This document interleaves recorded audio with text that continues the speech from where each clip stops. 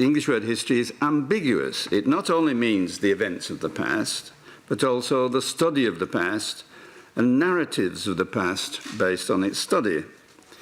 Each of these things is radically different, and my argument today is very dependent on those differences.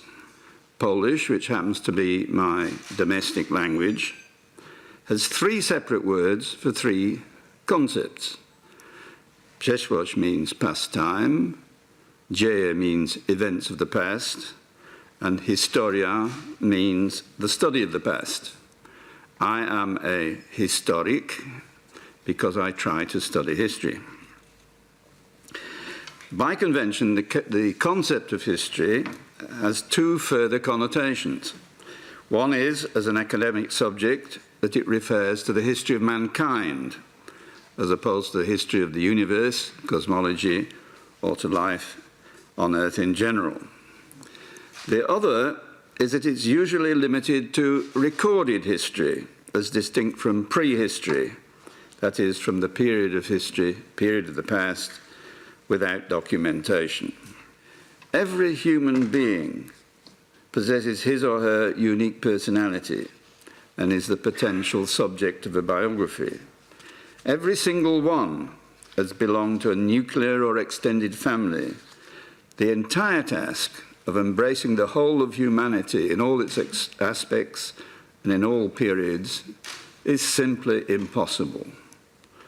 Historians and others who strive to deal with this overwhelming past are constantly obliged to think in terms of generalizations and approximations. Their work, in its essence, is selective.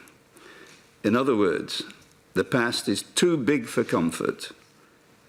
Every healthy human being possesses a memory, enabling them to recall their recent actions and, in the longer term, their personal origins. Notoriously fallible, selective and unreliable, memory filters the flow of sensations entering the brain, and its remit is necessarily limited to 3 or 4 generations. Collective memory operates when individual memories are pooled. History, too, has its severe limitations, despite subsuming all other subjects and disciplines within it. History aspires, in fact, to cover everything that ever happened to humankind up to a split second ago. Needless to say, this aspiration is unattainable. For one, human actions, which took place in 3 dimensions, have to be reduced into a flow of words on a 2-dimensional page. In the European tradition, history is traced back to the ancient Greek Herodotus from the 5th century, and in China to his near contemporary Zhou Caiming. In modern times, however, its development fell very largely into European hands. It was revived during the Renaissance by Machiavelli, whose history of Florence was a milestone. It acquired its basic procedures from general philosophers, creating chronological narratives based on reasoned argument.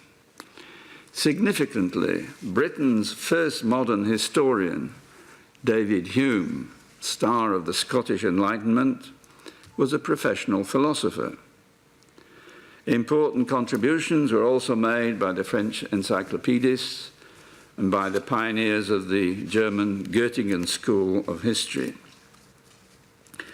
Yet the central figure in the 19th century was undoubtedly the Saxon scholar Leopold von Ranke, whose principles demanded the coordination of teaching and research, the critical study of primary sources, the production of a reasoned narrative, and the historian's objective posture.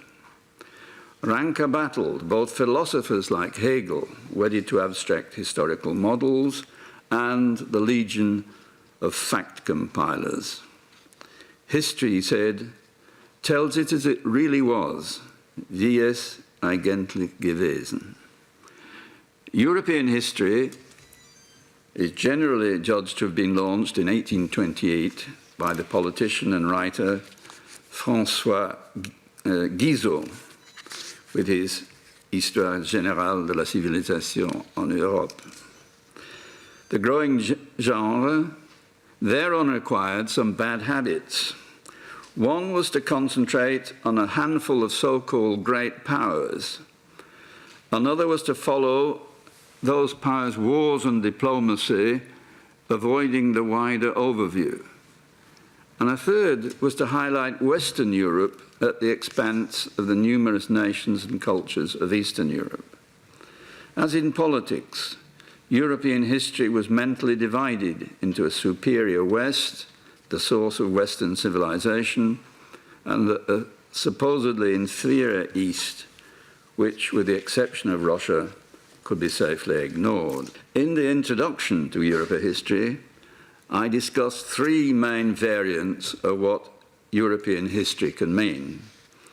Firstly, it can be the history of a geographical subcontinent, whose precise boundaries have varied, but which now stretches from the Atlantic to the Urals and from Norway's North Cape to the Mediterranean. Secondly, it can be seen as a civilization, whose roots lay in Greece, Rome, and Christendom, before spreading its tentacles to many parts of the globe, including the Americas and Australasia. Thirdly, it can be understood as the history of a contemporary political movement, aiming to unify Europe and culminating with the European Union. The Greek word museion, meaning seat of the Muses, was a name given to a section of the royal palace in Alexandria, reserved for academic activities, but not for an element of exhibition or display. Most of those early collections consisted of little more than a jumble of paintings and aimless piles of bric-a-brac. The establishment of orderly displays of objects in dedicated buildings was the work of the Enlightenment. The French Revolution, which expropriated all royal and aristocratic collections, strengthened feelings of a national patrimony. But it also reinforced the systematic looting of conquered territories. In 1795, it was the turn of Warsaw. The Russian army emptied the galleries and libraries of the Polish capital for the enrichment of St. Petersburg. For many years, all historical museums put the emphasis on displays of authentic objects and documents preserved from the relevant place and period, and nourishing what the French call la leçon des choses, the lesson of material things. More recently, the museum experience has been enhanced by new technologies. As the new Pan Tadeusz Museum in Wrocław in Poland, visual displays can be accompanied by period music, by voices from the past, and even by screen debates between academics. The House of European History is intended to convey the outlines of European history so as to foster understanding of more recent events and of the present. The exhibition will show the common values of European unification: human dignity, freedom, democracy, the rule of law, peace, and the principles of solidarity and subsidiarity, as representing the progress of peaceful coexistence since the Second World War. Europe is, above all, a mental space. I would translate it as a spiritual space. It is all very well for Europhiles to dismiss national sentiments and to write their narratives without them. If they do, they forget that even in the 21st century, the majority of Europeans are still educated in the national traditions of their countries. Self-centred national history predominates in Britain, let alone in Poland or Hungary. In absolute terms, historians and museum makers alike are always condemned to fail, but they can fail defiantly, going down in a blaze of sensational images, stunning objects, riveting captions, uplifting thoughts, and mind-changing ideas.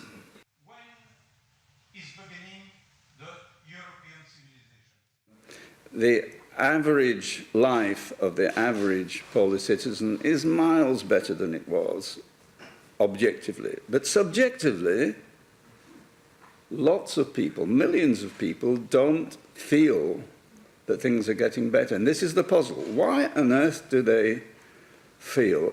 It's very similar, I have to say, to Brexit in Britain. It's totally irrational. And yet millions of people have convinced themselves, I think through deluded visions of history, that they somehow put the clock back and take control. Do you hear that phrase? Take control.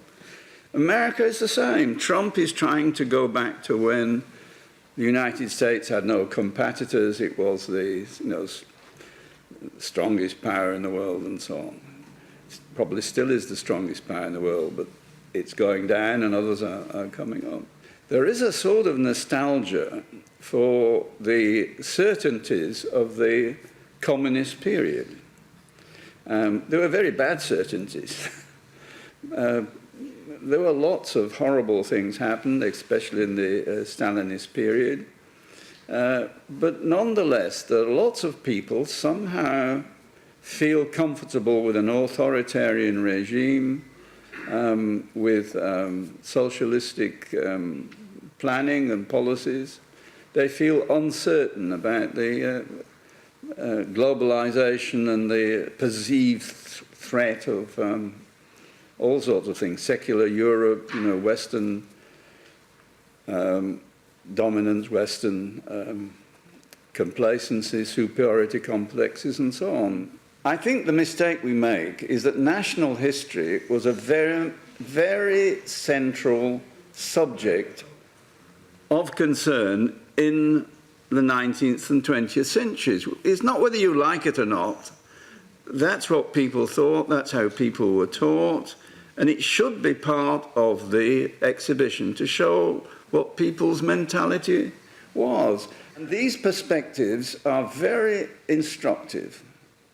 It's not a question of whether the balance is right. All the national histories are very biased. They're all about self-images. They're not about objectivity. They're about what we feel about ourselves. But that's very important.